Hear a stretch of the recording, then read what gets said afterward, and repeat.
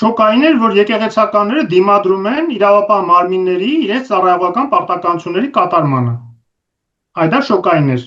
որ իրենք իրենց Վատիկանի տեղն են դրել եւ մտածում են, որ եկեղեցու այդ պարիսպները դա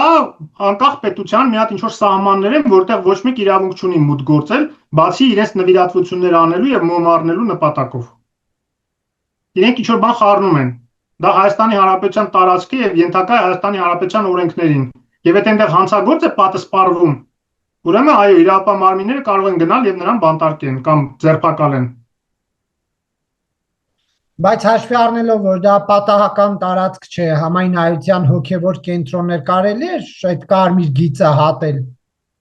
Համայն հայության հոգևոր կենտրոնն է, աղացականներ շատ կուլտուրական մտնում էին այդ մարդուն, ոչ թե ծեծելու էին, ոչ թե այդ հոգևոր կենտրոնում կշտամբելու էին, չգիտեմ ինչ էին անելու, այլ սիրուն հրավիրելու էին նստել մեքենա եւ գնալ, առանց ոչ մի այդ շոուներին, որ սարքեցին պարոնայք տերտերները։